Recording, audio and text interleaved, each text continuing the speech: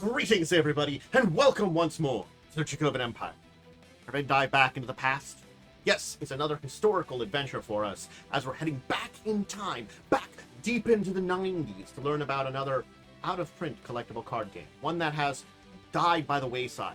This one, inspired by an RPG that came out around the same time, which you can still play today. Yes, we're going to be talking about Battlelords! You're ready to dive back into the history of the CCG, you can join me as I open up our time portal back to the 90s to learn all about this. I'm your host and guide here, Dracovin. You can grab my hand and come with me as we go back in time. I can guide you there safely. Please do, at least before we leave, a little bit of a tip over on the YouTube side of things. Just make sure to subscribe over there, maybe like. And of course, in the comments, have you played Battlelords? I personally did not, but it was fun to learn about and know about either the CCG or the RPG. Just let me know. Anyway, let's get going. Let's head back in time. Let's learn all about Battlelords. We've returned back to 1990. So 1995, to be exact. Interesting year. So where do we start with Battlelords? It's a really great question because, again, you have to have somewhere to start with these games. And I'm using a little image of one of the advertisements for it when we talk about it here. But we know some basic information about it. The publisher was Millennium Entertainment, a company which is now long since gone. And its designer was M. Alexander Jurkat, who did do some other work. The game itself was meant for more than 2 players. A lot of card CCGs during this time period of early CCGs were specifically 2 players and had multiplayer kind of tacked on. This one could be from 2 to 5 players, and you were expected on an average game to spend about 90 minutes. When we go over the rules, you can see that you can play, and sometimes it'll be left. It is based on the Optimus design system, the ODS licensed pen and paper role-playing game, Battlelords of the 23rd Century. We will dive into Battlelords a little bit before we end today. Alright, so now that we got the basics, we can kind of dive a little bit more into the set as it was. The fact is that the set was released on August 1st of 1995. It ended up only being 1 set released. It was both a starter and booster packs that you could get. So you could buy starter decks, you could buy booster packs. There's really kind of products. And kind of dive into it too. And it was about 335 different cards you could get. The company was defunct, and eventually the license for both it and the RPG ended up with another company we'll talk about, SSDC Incorporated. The game was interesting because it did review decently. That's one of those things, is sometimes these games that die out very quickly don't review very recently. It was seen as being very good, kind of similar to some other games during the year, as a Star Wars game came out in a similar time period. And that was a very Star Wars kind of similarity in a lot of those ways. But it was also seen having a steep learning curve. It doesn't play very well from the starter on its own. And the rule book was kind of small, too. So the rule book didn't kind of help you in all curves. It was hard to learn, with all the different cards. And yeah, you could play a starter game, but it's not really going to introduce you to the game, unfortunately. Let's talk about the RPG, Battlelords of the 23rd Century. So Battlelords came out in 1990. That was the original first edition.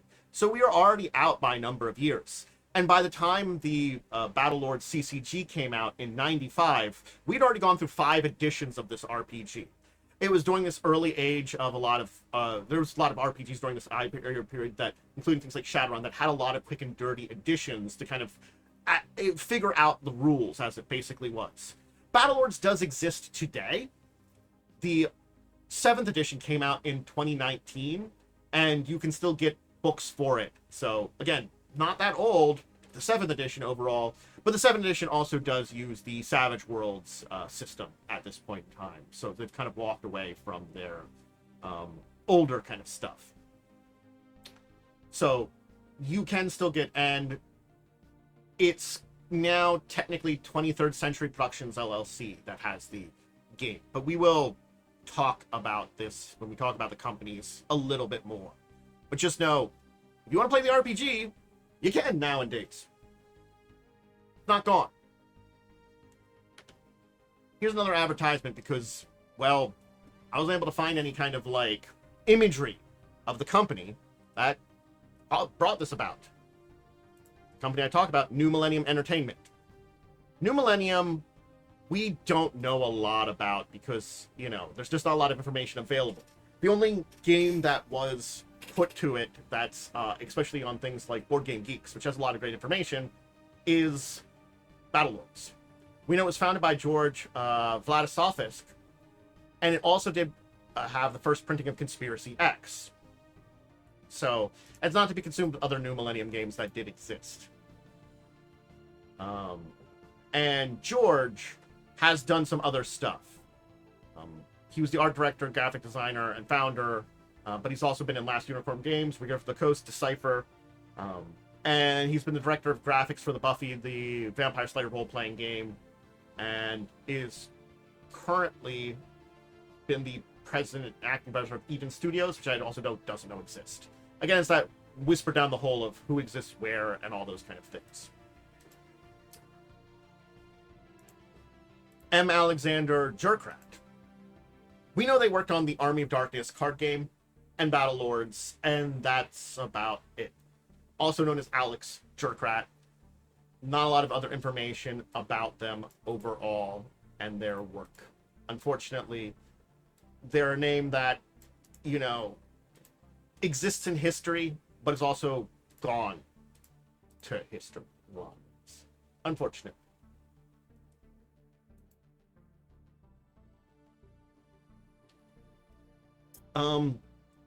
They did work on Battlelords of the 23rd Century and Battlelords CCG, and was also involved in Eden Studios. Hey. Became freelance editor for companies like Margaret White Productions, Wizard of the Coasts, and has had some influence there, but hasn't had their name in anything for over a decade in any big names in the tabletop world.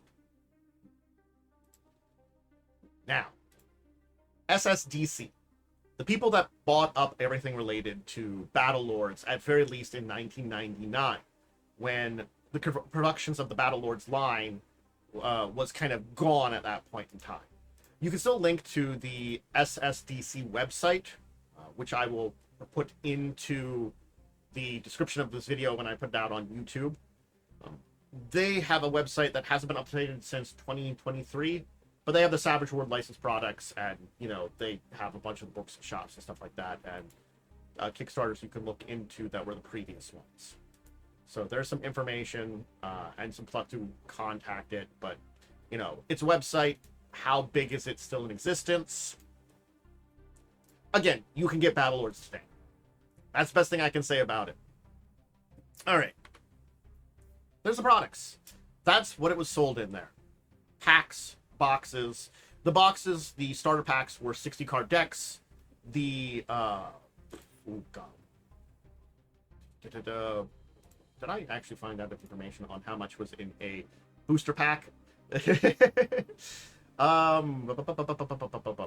Here's me forgetting how much was in a booster pack and not seeing if I could find information on how much was in a booster pack. I'm honestly speaking, you know, on the fly. I don't know how much was in the booster pack, unfortunately. How many cards were in it? Oh, 15 cards. It's on the booster pack. I can read. So again, a limited command deck, which would provide you with your 2 technically decks you needed to play. I will let you know, that was the 60 cards, that was 2 different decks that you needed to play. Because your full deck was technically 2 separate ones. We'll talk about this. We will talk about this. And then, of course, the booster packs, which will give you the various types of cards that you would need, which you could supply. Okay. They did plan for more. We don't know a lot about it, and here's a better picture of the command decks. But we do know that they were planning for 2 expansions, sets called Genesis and Arachnids. They never came about. Basically, whatever was going on with New Millennium at that time, perhaps focusing on Battlelords, the various editions and things like that, no more Battlelords of the CCG never came about. Again, we know by 1999, things were dead for that. The company was gone. The rights were sold off, etc., etc. All right, let's dive into the card types. So, I'm going to talk about these card types sans the rules, because there's an entire rules thing we're going to get into today to learn how to play Battlelords. We are going to learn your two decks in Battlelords were a Fortune deck and a Fame deck. We're going to start with the cards from the Fortune deck and talk about these. These are your Battlelords. They are important troops, unique individuals, that you may not have more than one of each named Battlelord in your play at a time. And this is the same for all players, may I note. If a particular Battlelord is already placed in an opponent's command display, you can't play it. Can't be purchased, can't be played. So there is cards that have clone abilities, so you can have more than one. But yeah, they're unique individuals. If your opponent has it out, you can't play it. They have some abilities. They have a cost on them for how much you put to play. We'll talk about costs. It's got a melee and ranged. We'll talk about combat, a defense. We'll talk about combat. Command, which is an important number, which we'll talk about, which is on those cards. Special skills, special advantages, affiliations, all these things. We will talk about what they mean, but these are on these cards here. These are basically commanders of your battle groups that you're fighting with. We're going to get into all the details of how the game is played, but just know I'm trying to kind of set up everything of this. Maybe I should do the basics first and then come back to this, but my order, my way of doing things. I like talking about the different cards and what they mean. PUDs, personnel under development. These are your minions, basically. These you can have any number of. There are rules for how many in your deck, but it basically, they don't have commands, they don't have advantages, they may not use equipment, they may not be assigned missions, they have costs, skills, and scores, like Battlelords. They basically are your service of your mercenary company that you're running. They're cannon fodder. They're cheap, and they may got some shots. Operation cards. These are activities that your company can engage in to gain revenue, produced by Hotspots. Talk about Hotspots, that's another type of card we're going to talk about. But again, remember, there's only one of the decks. There's your Fortune deck. We even gotten to the Fame deck. Some of these have income costs, one or more, and they generally generate one additional credit for each hotspot in your command display, basically on the board, with a sector rating equal to one or more of the income codes. And they have to be active hotspots. They're not tied to specific hotspots, and they may be played even if you have no hotspots with a matching sector rating. Your affiliation affects which operations you may use. When we talk about affiliations, just keep that in mind. They have to be matching it. You may place each allowable operation in your command display only once. However, every commander may play the same allowable operation. So the cost and income, advantage, and the affiliation. Equipment cards. They can be purchased and allocated to Battlelords. Equipment goes to Battlelords. A Battlelord may choose not to use a piece of equipment. That's also an important thing. Just because you have it in play doesn't mean your Battlelord has to use it. Basically, when you're in combat, you have to declare it's not being used. You do have to declare what equipment is attached to a Battlelord, but you can't declare, but then you have to say, like, yeah, like the legend rules for Magic. That's where Battlelords kind of come in. There can only, the old legend rules. Nowadays, it's every player can have a legend, but in the old days, only one of them was on anybody's field. That's an old Magic rule, kids. So it's similar to the old Magic rules. You young people nowadays who are learning about this old system. Equipment is limbered by special encumbrance. A Battlelord can only have 2 weapons, 1 armor, and 5 other non-cybernetic equipment cards. So basically, there is a limit to the amount of equipment you can chuck on a Battlelord.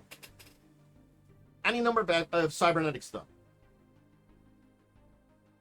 As long as no piece of equipment is duplicated.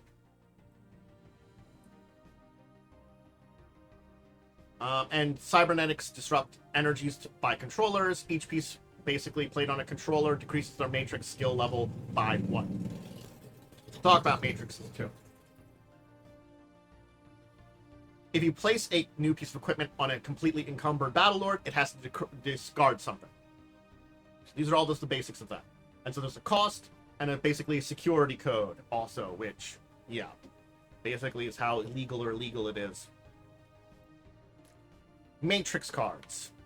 There you go, matrix cards. Basically, these are basically magic effects. It's generating a matrix.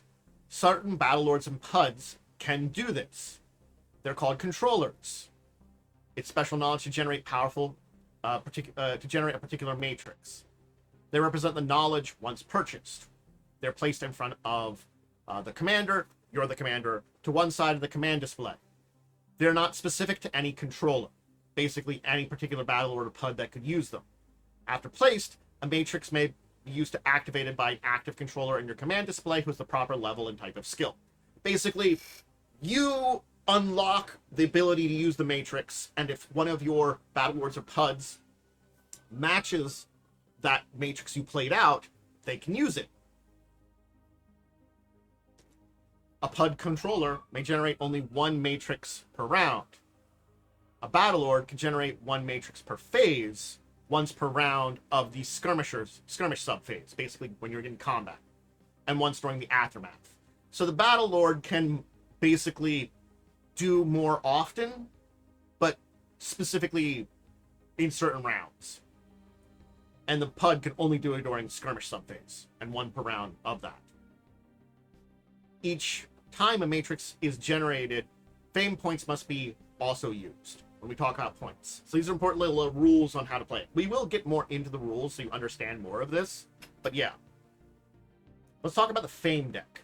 This is your second deck you have. Remember that 60 cards you bought in the starter pack? You're splitting it in half into your, your fortune deck and your fame deck. Fame and fortune. That's what you're trying to earn. This adds hotspot cards. They're active mercenary presence on a listed planet. Basically, this is where you've got your mercenary company hanging out at. They're steady assignments that have you revenue. Basically, credits you earn, you can spend on your turn. Each hotspot can only appear once in your command display. And each commander may play 1 of each hotspot. So basically, you can share a hotspot with someone else, have the same one in play. That's what it is. But you can only have 1 each of that one. So like for these, an example, I could have both these out in play, and an opponent of mine could have both out in play. Mission cards. These are important. Basically, these are when you use these with your Battlelords to have them prove themselves, gain glory for your company by completing these missions. You assign missions to each of your squads during an assignment phase. We'll talk about that time. And there are 3 types: face, regular, and defense missions. We'll get into the various different types of missions, but face and defense are ones that you do without a card. Regular missions are where you get the mission cards. Okay? Cool. So that's why when we talk about missions, when we're talking about the mission cards, we're talking about regular missions as the type that they are connected to. Basically, if a mission is a face mission or defense mission, you, the commander, simply states that a given squad is on such an assignment. They don't have any cards. A regular mission requires you to play a mission card. If it's used, the card is basically assigned to a Battlelord that you have out in play. There's no cost for assigning a mission, but once assigned, it may not be transferred to another Battlelord. They have basically an affiliation. Hey, that matches you for your deck. We'll talk about affiliations before the end of today. It has a primary goal and a fame payoff, a secondary goal and a fame payoff, basically. Basically, the primary goal, either of the goals, is basically desired results.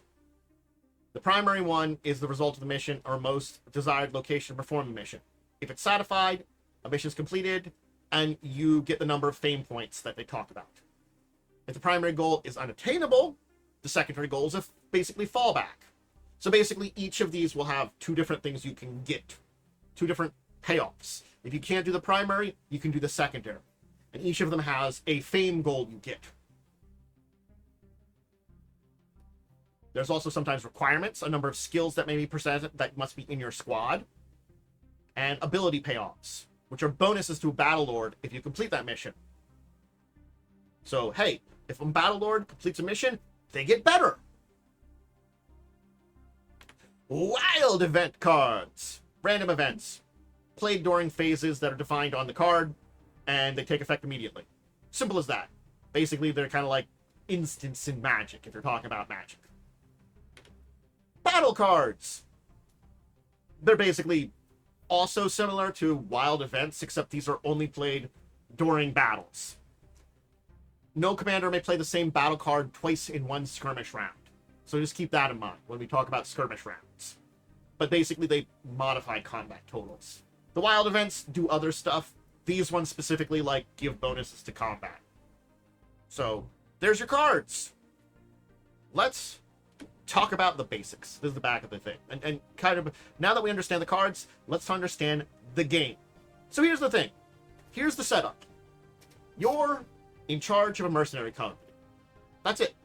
You, as the player, are the commander of a mercenary company, and you're competing with other mercenary companies to be the most famous. That's it. You're not trying to kill each other. You can kill each other a little bit. But really, it's trying to earn fame and be the most glorious one, have the biggest reputation in all of the late 23rd century and the Formax galaxy filled with crime, intrigue, warfare, basically the setting of the RPG. Again, you play with a 60-card deck, and you can modify that. You can either buy the starter or build from scratch if you get a lot of the reinforcement packs, basically, booster packs. So there are different things that do come up, like you're going to be taking place in the various sectors of the Formax galaxy, which there's 4 of them. That kind of comes up in the game. The Galactic Alliance. The 4 sectors are the Industrial Province, Degenerate Hemisphere, Plains of Desolation, and Voidlands. So those make a difference too, kind of thematically. I don't think they really make them mechanical in a lot of ways. Like, things are linked to these areas. And then your 2 decks, of course, are your Fame deck and your Fortune deck. You have your command display, which I will show in a minute when we talk about the basic turn order, what it looks like. That's basically your play. Kind of like with Magic or a lot of other card games, you have your deck, you have some kind of discard or graveyard, you have your cards in front of you in a certain way, displayed in a certain way. That's how you play cards out. That's the command display. We'll show what it looks like here. Fame is important. You can never have a fame below 0. You can get a fame of 0. You have to keep track of it. Dice are a great way. Basically, you use fame to pay for things. Fame also measures victory in a lot of ways. But sometimes you want to spend fame to get an advantage that can lead you to victory. Your fame never goes below 0, as I said. So if you have something that you have to spend fame for and you can't, you can't. Basically, if something costs me 2 fame and I have 1 fame, I can't spend that. Now, you can convert fame 1-to-1 to credits, but 2 credits are needed to spend to buy fame. So, yeah, I can convert my fame to credits, but converting it back is more harder. And then we have to talk about credits. Is your revenue. Your hotspots and operations basically give you revenue. These are special credits that basically you can use during your turn. They are not generally carried over from turn to turn. Basically, fame is a permanent score you have that goes up and down, that you really want to go up. Revenue is how much you can spend on a turn. Credits that you have per turn to spend on things from the Fortune deck, mostly. But there are other places that you spend it too. But yeah, the big thing is it's the Fortune deck, the one filled with Battlelords, PUDs, equipment, and all that kind of stuff, where you have to spend credits. Yeah, that's where it comes in. This is where your revenue comes in. Mostly. And again, like most basic card games, the rules are the rules unless it says something on the card. All right, we got our decks. Let's go over the basic way of gameplay. Here is a display of the game. This is an okay display of how the game board looks here. I'll kind of try to explain it a little bit here, just to help go over it with everybody. You can see you've got the battle area kind of next to me, and below that your squads, the matrices below there. Then you have your 2 decks. You basically have your hotspots by sub-sector, and then operations over on the side. Cool. Pretty simple layout that has a lot of those cards we talked about go into them. But that's kind of the basic way you're supposed to do it. The phases of the game, quick and dirty and simple. Also, may I note, you do start with a set number of fame points. For beginner's game, they recommend 15. We're going to go by beginner's game right now, and we're going to come back and go more detailed into the rules a little bit here. And I'm going to do this because it'll help you learn. And also there's the way that the rule book is displayed, so I learned from the rule book. I'm teaching you from what I learned from the rule book. Basically, they say each buy one of the pre-made command decks. Try playing with it to familiarize with the components of the game. Anyway, you start with 15 fame points in these. The turn. So it starts out with, you shuffled your decks, you played everything down. Phase 1, you draw your hand up to 5 cards. Everybody does this. If your draw pile's empty, you reshuffle your discard and create a new draw. Okay, cool. So I draw up to 5. If I already had cards, I'm only drawing up to 5. There's more details to that. We'll go into basic rules. Basic, simple gameplay. Revenue. You get a credit for each hotspot in operation active in your command. Cool. I get money. Initiative. Here's the interesting one, because everybody kind of takes their turns at the same time for this game, except for certain points. This is the initiative. Basically, everybody draws 1 fortune card from your fortune deck and sees who has the highest cost. If there's a tie, you draw another one. Basically, whoever's the top leader becomes the lead commander, and then you go clockwise from that player for that turn. So it's kind of random who you start with every turn. That's an interesting aspect of it. So those fortune cards are discarded. Cool. Then you draw 5 cards from the fortune deck, and these are the cards you can spend credits on that you got during the revenue phase to buy.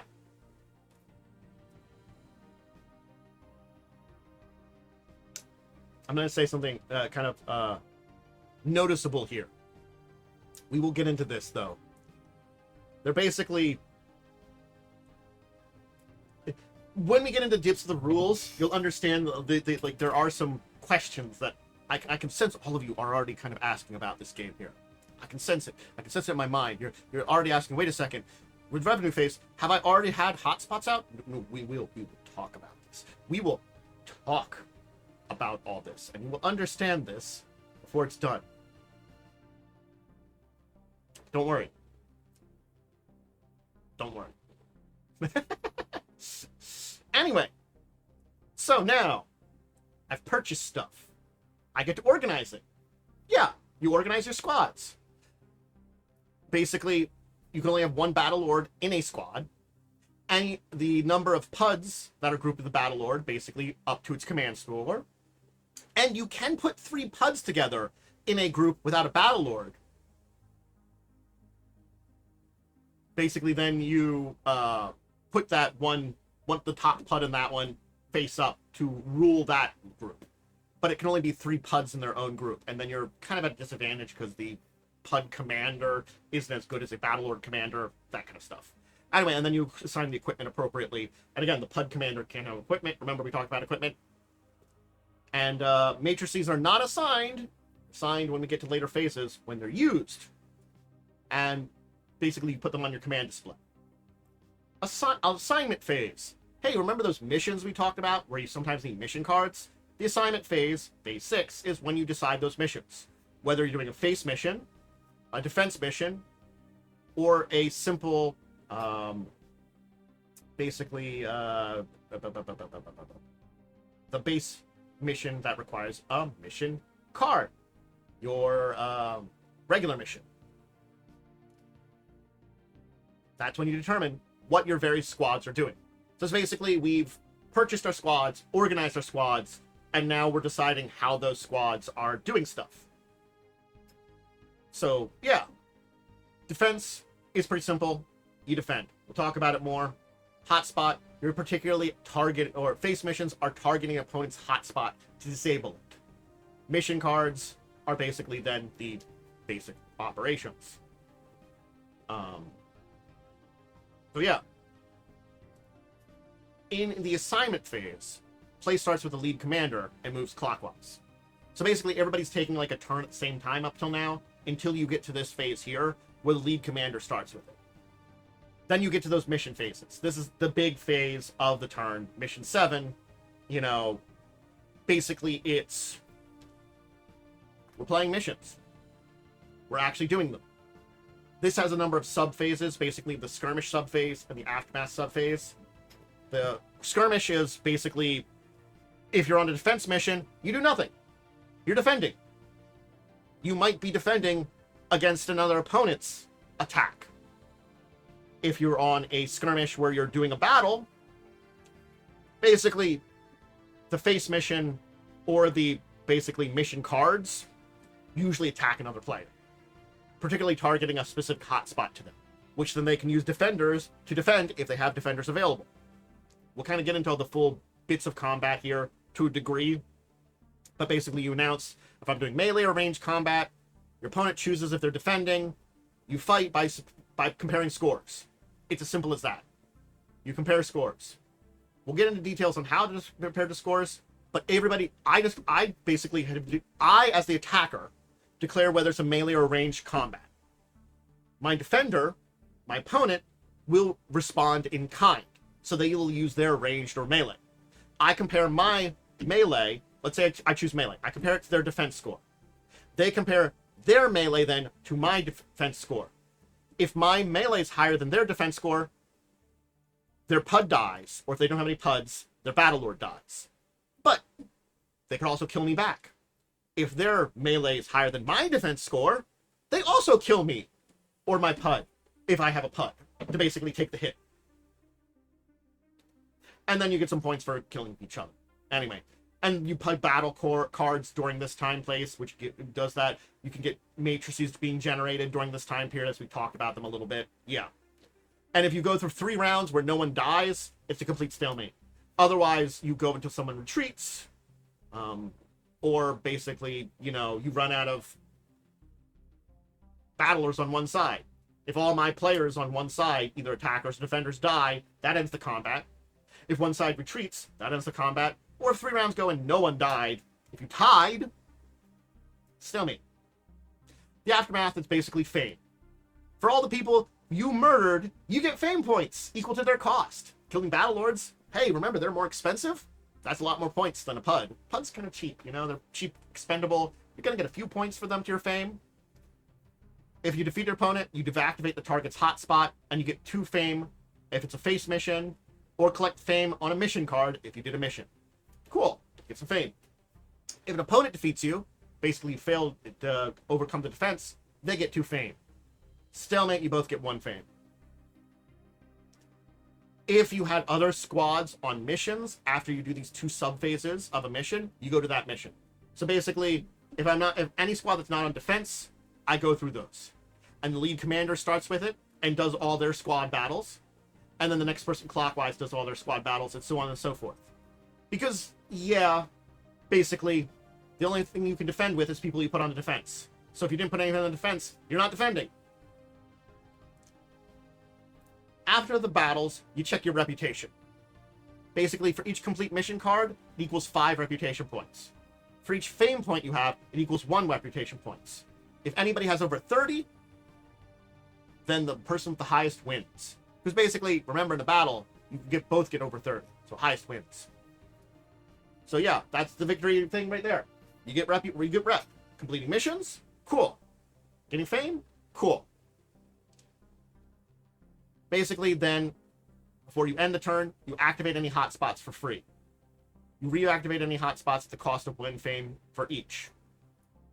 Remember, this is the basic game. We're getting into more details.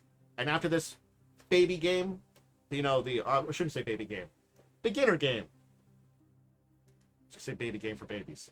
Just a quote from something. I don't remember what. That's what came to mind. After the beginner game, we're going to talk about how this gets a little bit more complex, but then you discard the fame cards you desire.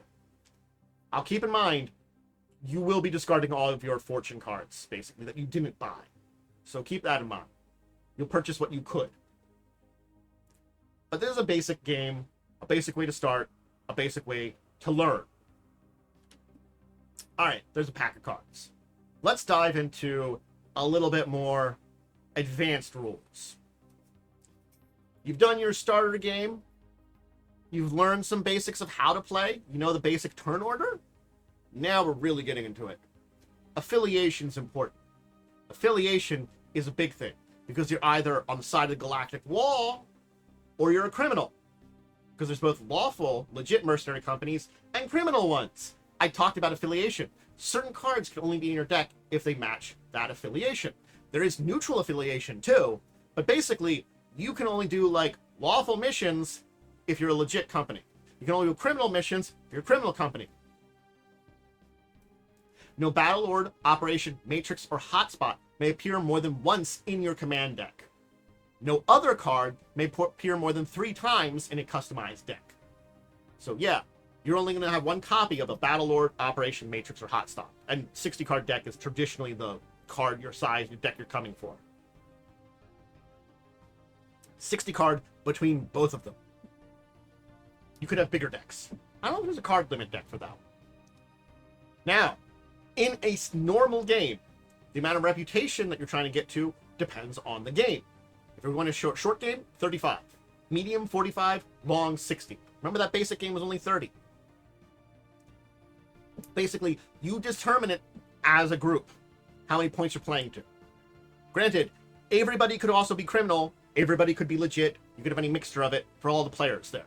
And again, this basically determines the reputation points you need to win the game. Instead of 15, you start with 10 fave points. So that's also important to know on a standard game, now that we're off of our basic learning game. Let's dive into the detailed turns to get a little bit more details. Everybody draws together for the draw phase. You still draw those 5 cards, but will you draw up to 5 cards? That's the starting allotment of cards in your hand. So there could be things that affect the number of cards you could have in your hand. If you already have 5, you can buy more cards to be in your hand at the cost of 1 fame point per card. And again, it's the same thing if you don't have enough fame cards in your fame deck, you reshuffle the discard and make a new fame deck. Basically, you keep going. You're never going to have your entire fame deck drawn out or in play. You shouldn't, at least. So yeah, 5 cards, but you could buy more. Then there's revenue. Basically, the hotspots in your command display. The affiliation affects which revenue you use. Hey, again, now we're dealing with affiliation. It's important. If you're legit, use the legit number. If you're criminal, use the criminal number. We weren't using that before. We were just using the basic numbers. Now it matters. We still have the same initiative to figure out who the lead commander is for the turn. Purchasing. We can talk purchasing.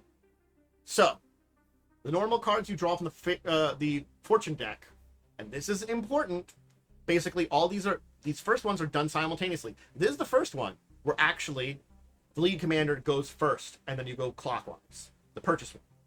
It wasn't really mentioned in the older rules because it was just basically simple. But in this case, the lead commander will purchase stuff, then it goes around. And this happens the same, at least for a couple of rounds. But this is one of those ones that does happen. You draw up to your 5 fortune cards, unless something allows you to draw more. Again, same way, you reshuffle if you don't have enough fortune cards left over. These are your assets you can use on that turn. You spend your revenue from your revenue phase to purchase these. If basically on your first turn, where you don't have any hotspots, you can use fame points to purchase some of these. You get 1 fame point to 1 credit. You can start with 10. Any unpurchased cards are discarded. Purchase cards are revealed and placed face up, or face down as appropriate. So keep that in mind. Because you reorder things, at very least your opponents will know what you've played face down, but they have to remember where you're placing it. That comes up with PUDs a lot, because PUDs are placed face down. You do reveal it, but afterwards, if you have multiple Battlelords, who knows where it ends up if you move them around. Your opponent has to keep track of that and remember where you've placed your various PUDs, or if you've moved your PUDs around. But they might be busy during the organization phase and not remember. Battlelords, operations, equipment, matrices are placed in the command phase. PUDs are activated face down. Basically everything except for PUDs is placed face up. But again, purchase cards are revealed. Unspent credits can be converted to fame points, 2 credits per fame. If you have any left over, it's gone. Not tradition kept. The organization phase is done by everybody all together at the same time. Okay? So that's you moving and building up your squads. Having a Battlelord, any PUDs that are, under it that are not up to its maximum command score. The PUD squad, where you have 1 PUD faced up, possibly. If you don't have a Battlelord, you can have 1 of 3 PUDs. And then, again, restrictions on cards for personnel, equipment, and all that kind of stuff. 6, assignment phase. There's another phase that goes from lead commander clockwise. Is again, choosing your mission. Face, regular, defense. I talked about how they work. That's it. It's the same thing. We already know how they work. Face, targeting a specific hotspot to disable it. Regular, to do a mission, to get those mission bonuses. Defense, to basically protect your own stuff. The mission phase is exactly as it sounds with. Starts with lead commander, goes clockwise. During the skirmish, basically, anybody on a non-defense mission goes through the skirmish phase. If you're on a defense mission, you're defending against someone else's skirmish phase. Other types of matter, doesn't matter.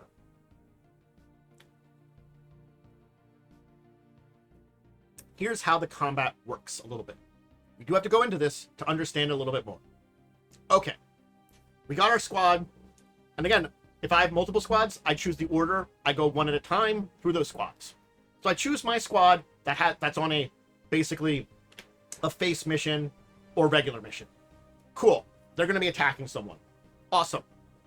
I've already chosen the opponent because I choose that during my assignment phase. I did forget to mention that. During your assignment phase, I choose which opponent I'm targeting.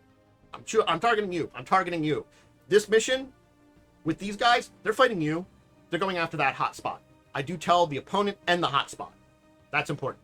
And even face missions technically target a hotspot. So, once on my turn, I say, I'm using these guys. You know who they're attacking. The opponent decides if they're going to defend. If they don't, you go to Aftermath. You're done. You don't have to worry about skirmish. If they decide to defend, they choose they haven't chosen a squad. They're just saying, I'm defending with one of my squads. Then you, as the attacker, declare melee or ranged. Cool. That's set for the battle. Doesn't change from round to round. Once I've chosen that, it's the same for the entire battle. Defender chooses their squad, one of the ones they put on defense missions, and they're now opposing each other. You place your Battlelord with any equipment, and then you have a lead PUD in the event or battle arena, that big open area. The defender does the same. You basically use your Battlelord, any equipment, any battles, any bonuses they have, with 1 PUD per round of combat. Yeah. Basically, you organize your PUDs in order of appearance. On the first round of combat, you reveal your first PUD. This is the one that's helping out your Battlelord in this battle. They're also the one that's going to die if the things go badly for you. Basically, you put it in the order you choose, face down beneath your leader. The top one's the supporting one. The defender does the same. Then you have battle cards that support it for that round. And further battle, you will get 1 free battle card, may I note. You can play other battle cards at the cost of 1 fame point for each. But also, remember that's per round. So I could also save those battle cards and save those from your fame hand for later rounds, if there's more than 1 round of this combat between these 2 groups. So basically, it's multiple combats. Very simple combats because it's just numbers based, But again, you also decide if any matrices will be generated and how many. And basically, how many matrices you have out determines what you can activate. The defender does the same. So now I've done my PUD on my Battlelord, its PUD, my battle cards, my matrices, my equipment. We got our numbers. Cool. Basically, yeah. I've gotten all together's numbers. Basically, again, if I am generating matrices, I will spend the fame points to it. So you have to remember you have to have those fame points to generate matrices or spend these extra battle cards. But basically, now that I've got those attack forms, I add the numbers together, compare it to the defender's defense. They do the same, compare it back. We see who kills who. Basically, you get a killing blow if again it's melee, my melee's higher than the opponent's defense total. And the same could be said if their melee's higher than my defense total, they get a killing blow. So basically, we're both attacking each other at the same time. Now, if a killing blow is dealt to this group, the PUD goes first, if there is a PUD available. That helpful PUD, the one that you were using, they die. And again, though you may carry 2 weapons as a Battlelord, that attack or defense can only be modified by 1 armor, weapon, and 1 gizmo. Remember, you can carry more. But in a battle, you can only choose to use 1 of each of those. So maybe giving your Battlelord multiple types of equipment, multiple types of armor, or 1 armor, multiple types of weapons, might be for having opportunities and options when battling different squads. And again, cybernetics, we talked about their entire thing. Now, either commander may retreat once the first battle is done. Once that first set of deaths are, or possible not deaths if you tie, happen. You as the attacker can pay 2 fame to retreat. If you don't, you can't. The defender can retreat for free. They've lost the battle, their hotspot gets deactivated. That's what they get. They don't have to spend the fame. If no PUD or Battlelord dies for three rounds, combat ends. Or if a PUD died and no one's retreating, you go to the next round of combat. Whatever next PUD is in the stack becomes the supporting PUD. If the former PUD is still alive, it goes to the bottom of the stack. Basically, you survived, you get flipped around, you're still revealed, but you're in the bottom now. If I had 3 PUDs under my Battlelord, I've done the first one, hey, next round is going to be the next one. I have to go through 2 more rounds of combat before I get back to that one. Aftermath, of course, is, I talked about that. For stalemates, everybody gets a fame point. If someone retreats, they get paid the fame point. If you're vanquished as an attacker, your mission cards are discarded. That's a thing that, you have to remember that. Any mission cards are discarded if you are vanquished. So if you already won a mission, hard to say if you want to spend that. You have to declare that you are using that guy for something, but maybe you're using them for defense, then they've already earned their thing. I don't know. It's like you might lose missions. If no defense was offered, hey, you got rid of that hotspot. They can activate it again later. If your squad has a base mission, you gain the fame points, the revenue from that mission. You basically, if it was a face mission, you do get fame points equal to the revenue of the hotspot you're activating. And you won. If it's a regular mission, you see if the mission was completed. Either primary or secondary goal, and get the stuff from it. If either of them failed, the mission's discarded. You attempted the mission, you failed. If the mission is successful, it goes under your Battlelord. He gets his bonuses, get the fame points, cool. And if you have another non-defense squad, go back to the top of the skirmisher skep phase. Victory, cool, it's the exact same. You have to have regular missions, except they count as 10 points now, and then fame points. So that rather than 5 points, they are a bit more expensive. Again, different point values for longer games. And reputation points are not accumulated from turn to turn. They're recalculated from 0 every victory phase. That's important to say. So basically, remember when I said missions are discarded if your Battlelord and your squad is vanquished. That's important. Basically, you have to probably have multiple squads and want to have it's that kind of sum cost fallacy. If I go on a mission and am successful with this Battlelord, he gets bonuses now. It might be worth it to use him again. But if I lose him, that mission goes away with him. And that's one less mission I have to calculate my score and my victory next time we get to the victory phase. So maybe I want to use him again and have another mission under him and have him, already because he's getting a bonus, go in another battle. Yeah. Hotspots are activated from your hand in the command display in a normal game, rather than one for basically being free and reactivating them costing 1 fame. Now they cost basically a number of fame points equal to the revenue to basically put out on turn. To activate it, to play it from your hand. And to reactivate it, it's the same. I can have that option of spending that fame points to reactivate it. And then in the discard phase, you discard any or all cards in your hand. Remember, I already talked about the fortune cards get discarded at the end of the fortune phase. Stuff you could buy. But the fame cards, you have 5, you can discard down, get a new hand. But there you go. I hope you enjoyed learning about Battlelords. I'm not gonna lie, it's an interesting game. It is fascinating. I don't mind the rules. They aren't the simplest, but they aren't the most complex. Like the company that has the RPG, I will link the Board Game Geek